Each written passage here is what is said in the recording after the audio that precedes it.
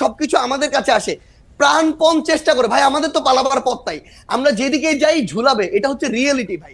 আমি আমি আপনি এমন জায়গাতে আমার নিয়ে আইলেন, এই ছেলে আমার 3 জেনারেশনের ছোট ছেলে মানুষ, তার সাথে আমি মুক্তিযুদ্ধ আদর্শ বাম ডান কিছুই থাকবে না, সব মিলেমিশে করতে হবে। শুধু এদেরকে নেতা ওরা বুঝবে কয়েকদিন পরে। ওই যে এরা যেমন 6 মাস পরে বুঝছে যে একটা মুক্তিযুদ্ধ ছিল, তাদের নেতা মাহফুজ আলম বলছে 6 মাস লাগবে না, এরা 1 মাস পরেই বুঝবে আরো কি কয় এরা। আমি এই কথাটা বলে দিলাম, বাবারা তোমরা ভালো থাকো। এর আগে কোনো মহান নেতার সাথে আমি বসি না, আমি আগে জানলে মহিউদ্দিন সাহেবরে আমি অন্য কিছু বলতাম। শুনো তুমি কথাটা, ফাউন্ডেশন কি বুঝায়? একটা বিল্ডিং এর ফাউন্ডেশন, বাংলাদেশের ফাউন্ডেশন কি? বাংলাদেশ নামটা কিভাবে হলো, কিসের মধ্য দিয়ে বাংলাদেশ? এটা তো নামটা ছিল পূর্ব পাকিস্তান, এটা বাংলাদেশ হলো কেমনে? তুমি 47-কে বলতেছো আজাদির যুদ্ধ, আজাদির যুদ্ধ তো 52 সনে শেষ হয়ে গেছে। 52 সনে আইসেই তো স্লোগান হয়ে গেল আমার মায়ের ভাষা কেড়ে নেওয়া যাবে না, যখন পাকিস্তানিরা পাঞ্জাবিরা আমাদের ভাষা কেড়ে নিতে চাইলো।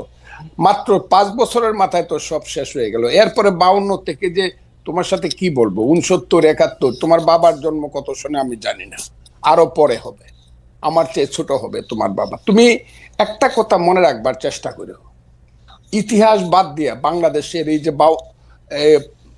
62, 64, 66, 69, 71 বাদ দেয়া, শুধু তোমরা এসে একটা আন্দোলনে জয়লাভ করে ফেলছো এবং আন্দোলনের মাথায় তোমরা দাঁড়াইছো। এই ফসলটা কিন্তু বপন করছে জমির মধ্যে বিএনপি সহ বিরোধী দল, বীজ ফালাইছে বিরোধী দল, চারা লাগাইছে বিরোধী দল, হালিবাজ দিছে বিরোধী দল, ধান হলুদ করছে পানি দিছে বিরোধী দল। তোমরা এসে 1 মাসে কাইটা দিছো, 1 মাসে কাইটা দিয়ে তোমরা মনে ফজলু ভাই একটা ছোট প্রশ্ন করতে চাই।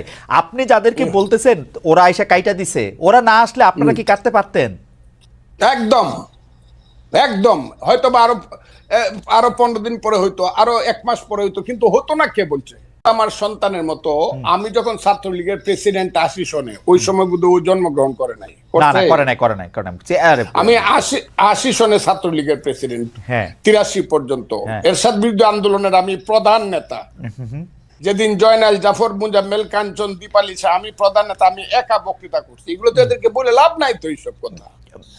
তুফাইল আহমদরা কারা, শাহ মুয়াজ্জেমরা কারা, নূরে আলম সিদ্দিকে মুক্তিযুদ্ধ কারা করছে? এরা কি আন্দোলন সংগ্রাম করে এরা কি আন্দোলন করেই কইছে আমাকে মন্ত্রিসভায় নেও আর আমার কথায় রাষ্ট্র চলবো? এরা তো গিয়ে এখন গ্রামে গ্রামে বৈশা থাকে, ওই যে সমন্বয়কের নামে জেলায় জেলায় কি করতেছে তারা। এখন দল করবে, আমি তাদেরকে অভিনন্দন জানাই রাখলাম। বাবারা একটা দল করো, তোমাদের দল অনেক বড় হোক, সব মানুষ তোমাদেরকে ভোট দেখ, তোমরা মানুষের কাছে যাও, গিয়া তোমরা দেশ চালাও। কিন্তু আমাদেরকে নিয়ে, আমাদের মুক্তিযুদ্ধ নিয়ে কটাক্ষ করিয়া যা ইচ্ছা তা বলবা যে আমরা মাপ চাইতে হবে, এখন মুসলমানরা আল্লাহর কাছে মাপ চাইতে হবে, মুক্তিযুদ্ধের যে কথাটাও আমাদেরকে সহ্য করতে হবে, এবং এই কথার পিছনে জামাত ইসলাম নাই, এটা আমাকে ধরতে হবে। এটা কে বলছে? জামাত ইসলাম সব কিছুর পিছনে আছে, যেখানে তোমরা বলো শিবির আছে সমস্ত কিছুর পিছনে। তবে একটা কথা তোমাদেরকে বলি, এই দিন কিন্তু দিন না, this is not the last. এই মুভমেন্টে লাস্ট মুভমেন্ট না, কিন্তু এই গেমটা কিন্তু ফাইনাল গেম। তোমরা যেটা বলতেছো may not be final game in the history, এটা সেমিফাইনাল, ফার্স্ট রাউন্ডও হইতে পারে না। কিন্তু ফজলু ভাই আপনি কি ওদেরকে বেনিফিট অফ ডাউট দিবেন? ওরা তো প্রত্যাহার করলো, এবং কেউ তো আজকেও হান্নান মাসুদ ওই লেখার কথা আপনি বলতেছে, আজকেও হান্নান মাসুদ বলতেছে যে ও শাস্তি দাবি করে, যে লেখক এই লেখা লিখছে ও দাবি করে যে এডিটর এটা দেখা দেখে নাই সেটা। এটা তো ওর অবস্থান, অনেকের অবস্থা। কার কাছে দাবি করে? জামাতের কাছে। শাস্তি কি জামাতের মতো একটা মেথডিক্যাল দল, একটা ক্যাডার ভিত্তিক দল তো 1 সেকেন্ড লাগে শাস্তি নিতে। জামাতের নিচে কতদিন হয়েছে? আপনি তো নিচে নেই তো, বরং জামাত শিবিরের সেক্রেটারি যে, আমি আপনাকে কি বলবো, সভাপতি যে যেভাবে আমি হেলালের সাথে তর্ক করছে, আজিজুল বাড়ি হেলালের সাথে, মুক্তিযুদ্ধ যে সঠিক ছিল না, এটা কি ছিল, এইসব কুকথা আকথা বা ওই যে কুযুক্তি, আমি তো এই ছেলেদের সাথে আলাপ করতে না না, রাজি না আপনি তো। ছেলেদের সাথে আলাপ করেন না, আপনার কথা বাংলাদেশের সবাই শুনতেছে, এই মুহূর্তে 13,000 জনের বেশি এতে লাইভ দেখতেছে। আপনি আমাকে একটা কথা বলেন, আপনি বাংলাদেশের একজন, মানে আমি কি বলবো, সবচেয়ে সাহসী মুক্তিযোদ্ধাদের একজন কমান্ডার। আমাদের যে 54 বছর পরে আইসা মুক্তিযুদ্ধের গুরুত্ব ওদেরকে বুঝাইতে হইতেছে, আপনি যাদেরকে 2 প্রজন্মের পরের 3 প্রজন্মের পরে, আমারও 2 প্রজন্মের পরের যাদেরকে এটা বুঝাইতে হইতেছে, এর জন্য কি আমরা দায়ী না? আমরা মুক্তিযুদ্ধটাকে কোন জায়গায় নিয়ে গেছিলাম? আমরা সব জায়গায় 100% দায়ী। 54 বছরের মুক্তিযুদ্ধকে সবাই আপনি আমার ওই বক্তব্য শুনবেন। জি। আমি আমার সন্তানকে বলবো, ওই যে আমি বলছি যে প্রথম দিন থেকে মুক্তিযুদ্ধের ট্রেনটা ভুল লাইনে উঠছিল। শুনছেন আপনি আমার এই বক্তব্যটা? এটা আমি কারে বলছি কিন্তু ফজলু ভাই, আমার একটা আফসোস কি জানেন, যেই কথা আপনি ধরেন 1972, 73, 74 সালে আপনি বলতেছেন, 30 বছর 35 বছরের একটা দুর্দণ্ড প্রতাপশালী যুবক, সেই কথাই যখন আবার ওরা বলে, ওর কাছাকাছি কথা বললে আপনি এটা সহ্য করতে পারতেছেন না, এটার কারণটা কি আসলে? না, ওরা তো মুক্তিযুদ্ধটাকে মাকে অস্বীকার করে। মাকে যে অস্বীকার করে সে সন্তান না। আমি তো মাকে অস্বীকার করি না। আমি বলি আমার মাকে ভুল পথে নেওয়া হয়েছে, আমি বলি সেইটা। আমি তো মাকে অস্বীকার করি না, তো মা অস্বীকার করে। তাই নাকি? আমি মুক্তিযুদ্ধ তো অস্বীকার করি না, আমি বলি মুক্তিযুদ্ধের ট্রেনটাকে ভুল পথে চালানো। আমি বলি তো সেইটা। শুধু ট্রেন ভুল পথে চালানো না, মুক্তিযুদ্ধের নাম কইরা মানে শোষণ, জনতোষণ, দুর্নীতি। মুক্তিযুদ্ধের নাম করে লাভ হয়েছে। ওই যে ছেলে এখন কথা বলতেছে, হ্যাঁ, ইউনিভার্সিটিতে পড়ে বা অনেক সুন্দর সুন্দর কথা বলে, এরা কথা বলে মুক্তিযুদ্ধ না হইলে ভুল ত্রুটি যত কিছু 54 বছর বলেন, বাঙালির সন্তান কিন্তু জেনারেল ওয়াকারুজ্জামান হইতো না, বাঙালির সন্তান কিন্তু সিনিয়র সচিব হইতো না, বাঙালির এই দেশে আদমজি, ইস্পাহানি, দাউদ, বাউনির সাইকেলের গাড়ি দেখতাম, তার নাতিদের গাড়ি। আমাদের সেই ছেলে যে এখন ওদের যে নেতা হাসনাত আব্দুল্লাহ, আমি তাকে ধন্যবাদ দিব। সে বলছে আমি 4 কোটি টাকা দামের গাড়ি দৌড়াই। 4 কোটি টাকার গাড়ি বাঙালি ছেলেদের থাকতো না। আদমজির নাতি রোলস রয়েস গাড়ি আমাদের দেখতে হতো। মুক্তিযুদ্ধ হয়েছে বলেই বাঙালি বলতে পারে 36,000 কোটি টাকা চুরি করার মতো সুবিধা হয়েছে। না হইলে দাঁড়ায় দাঁড়ায় দেখতে হইতো পাঞ্জাবিরা কি করে দেশ লুট করে, আর আমাদের মেয়েদেরকে নিয়ে গিয়ে সুন্দর সুন্দর বাগনা বানায়। মুক্তিযুদ্ধ সবটা খারাপ এই কথাটা আমি বলবো না। আমার মনে হয় যে ভুল হয়েছে, কিন্তু মুক্তিযুদ্ধ সবটা খারাপ। মুক্তিযুদ্ধ হওয়ার ফলেই বাংলাদেশ নামে একটা দেশ হয়েছে, বাঙালি জাতির একটা রাষ্ট্র হয়েছে। বাস দ্যাটস অল। আমি আপনাকে শেষবারের মতো আসবো 1 মিনিটের একটা প্রশ্ন করার জন্য। সেই প্রশ্নটা হচ্ছে এরকম যে আপনি বাংলাদেশের রাজনীতির, যেটা আমি প্রথমেই করেছিলাম, যে 54 বছরের মধ্যে কোন সময়টা বাংলাদেশ রাষ্ট্র হিসাবে মুক্তিযুদ্ধের আদর্শে পরিচালিত হয়েছে বলে আপনি মনে করেন? আমি বলি তো সেইটা। শুধু ট্রেন ভুল পথে চালানো না, মুক্তিযুদ্ধের নাম কইরা মানে শোষণ, জনতোষণ, মুক্তিযুদ্ধের নাম করে লাভ হয়েছে। ওই যে ছেলে এখন কথা বলতেছে, হ্যাঁ, ইউনিভার্সিটিতে পড়ে বা অনেক সুন্দর সুন্দর কথা বলে, এরা কথা বলে মুক্তিযুদ্ধ না হইলে ভুল ত্রুটি যত কিছু 54 বছর বলেন, বাঙালির সন্তান কিন্তু জেনারেল ওয়াকারুজ্জামান হইতো না, বাঙালির সন্তান কিন্তু সিনিয়র সচিব হইতো না, বাঙালির এই দেশে আদমজি, ইস্পাহানি, দাউদ, বাউনির সাইকেলের গাড়ি দেখতাম, তার নাতিদের গাড়ি। আমাদের সেই ছেলে যে এখন ওদের যে নেতা হাসনাত আব্দুল্লাহ, আমি তাকে ধন্যবাদ দিব। সে বলছে আমি 4 কোটি টাকা দামের গাড়ি দৌড়াই। 4 কোটি টাকার গাড়ি বাঙালি ছেলেদের থাকতো না। আদমজির নাতি রোলস রয়েস গাড়ি আমাদের দেখতে হতো। মুক্তিযুদ্ধ হয়েছে বলেই বাঙালি বলতে পারে 36,000 কোটি টাকা চুরি করার মতো সুবিধা হয়েছে। না হইলে দাঁড়ায় দাঁড়ায় দেখতে হইতো পাঞ্জাবিরা কি করে দেশ লুট করে, আর আমাদের মেয়েদেরকে নিয়ে গিয়ে সুন্দর সুন্দর বাগনা বানায়। মুক্তিযুদ্ধ সবটা খারাপ এই কথাটা আমি বলবো না। আমার মনে হয় যে ভুল হয়েছে, কিন্তু মুক্তিযুদ্ধ সবটা খারাপ। মুক্তিযুদ্ধ হওয়ার ফলেই বাংলাদেশ নামে একটা দেশ হয়েছে, বাঙালি জাতির একটা রাষ্ট্র হয়েছে। বাস দ্যাটস অল।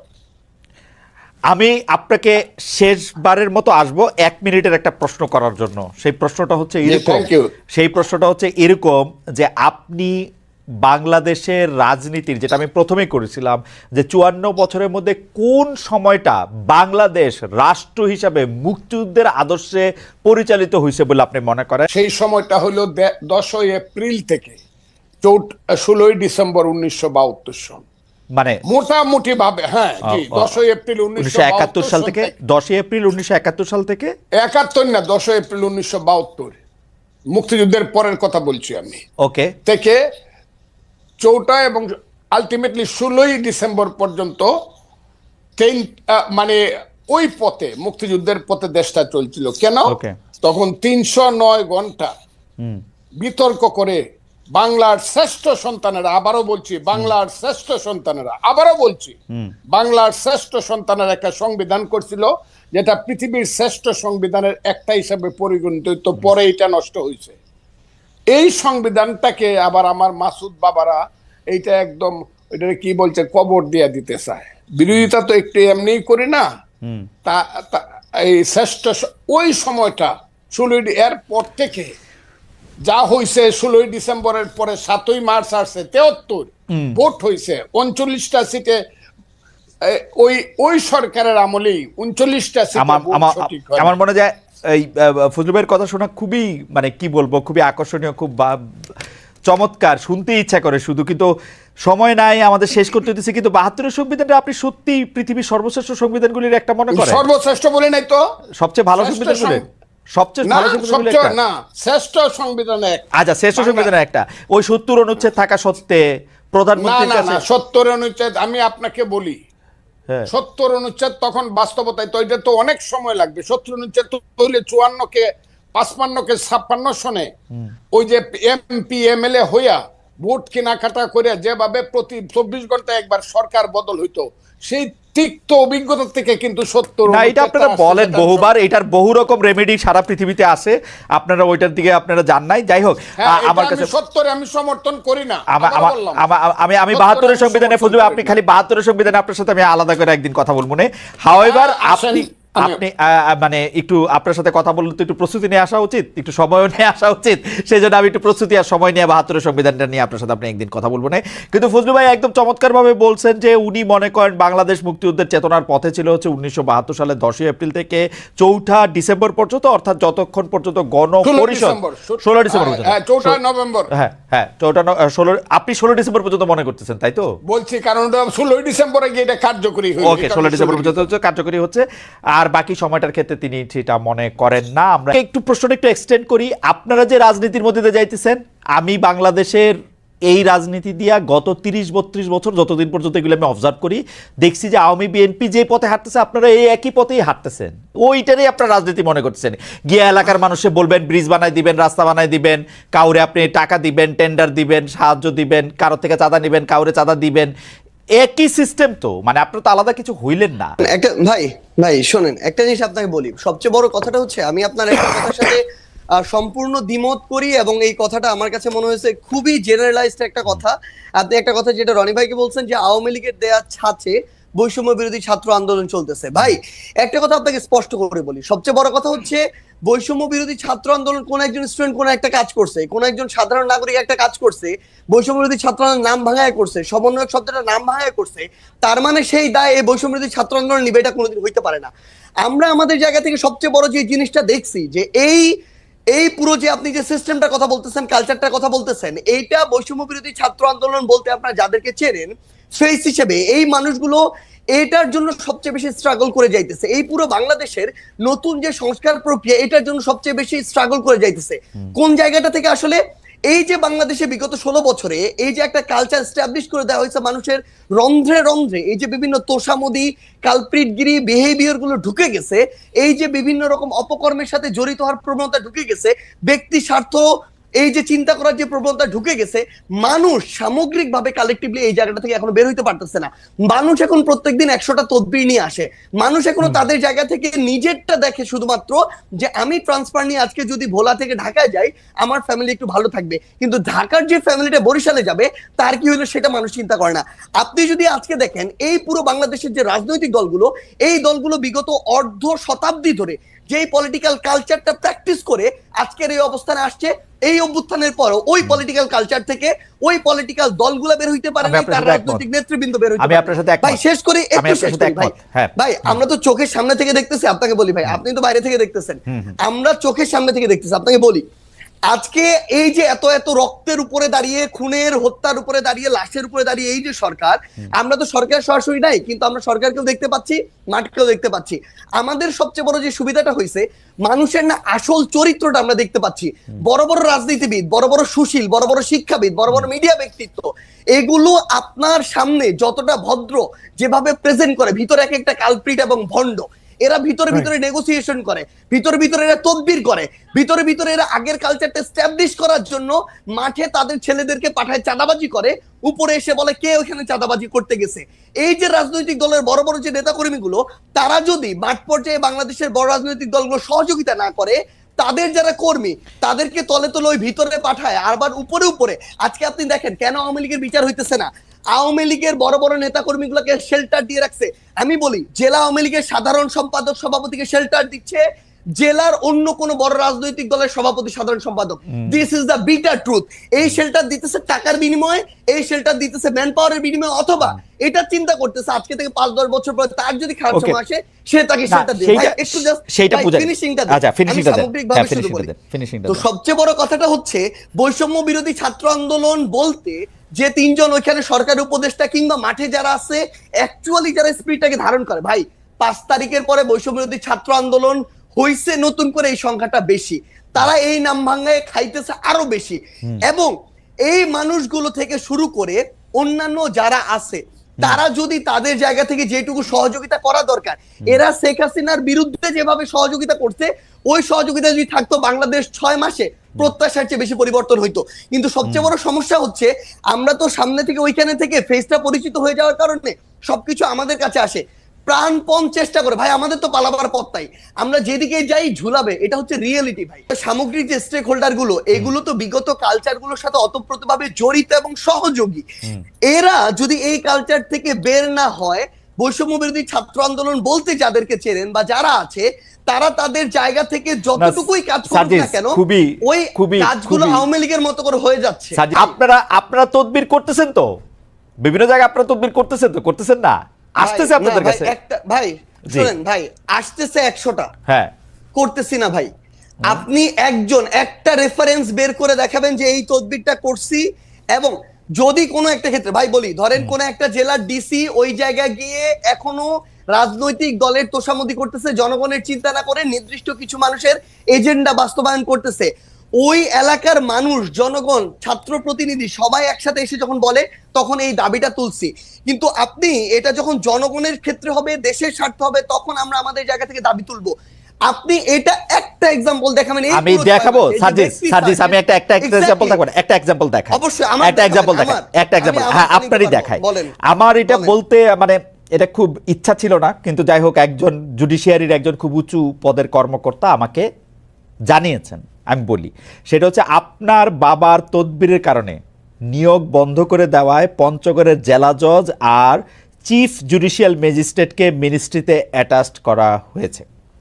ভাই শোনেন, একটা কথা বলি, মানে এই যে মানে এটার চেয়ে বড় প্রোপাগান্ডা। এবং মানে আপনি শোনেন, জাস্ট একটা एग्जांपल, পুরো পঞ্চগড় জেলার যত মানুষ আছে তাদেরকে জিজ্ঞাসা করবেন, পুরো পঞ্চগড় জেলার বৈষম্য বিরোধী ছাত্র আন্দোলন আছে তাদেরকে জিজ্ঞাসা করবেন, পুরো পঞ্চগড় জেলার বৈষম্য বিরোধী ছাত্র আন্দোলন পুরো জেলা কোর্ট থেকে শুরু করে এভরিথিং ব্লক করে রাখছিল শুধু একটা কারণে, এই জেলা জজ এবং চিফ জুডিশিয়াল ম্যাজিস্ট্রেট তারা তাদের জায়গা থেকে একটা নিয়োগ প্রক্রিয়ার পরীক্ষার আগেই তারা বিভিন্ন জায়গায় ম্যান সেট করে রাখছিল। এবং ওইখানে যারা পরীক্ষার্থী ছিল তাদের প্রতিবাদের মুখে পড়ে তারা পরীক্ষাটা পর্যন্ত বন্ধ করে দিতে বাধ্য হয়। এবং সবচেয়ে মজার বিষয় হচ্ছে, একটু অ্যাড করি ভাই, সবচেয়ে মজার বিষয় হচ্ছে, ওইখানে অ্যাপ্লাই করেছিল মনে করেন 2000 স্টুডেন্ট, তারা তাদের মতো করে বিভিন্ন এক্সকিউজ দিয়ে প্রায় অর্ধেক স্টুডেন্টকে পরীক্ষা দিতেই দেয় না, বাকিদেরকে দিয়েছিল। এবং এরপর এটা পর্যন্ত রেফারেন্স ওই স্টুডেন্টদের পরীক্ষার্থীদের কাছে চলে গিয়েছিল, বিভিন্ন পলিটিক্যাল দল তাদের জায়গা থেকে লিস্ট পাঠিয়েছিল। এবং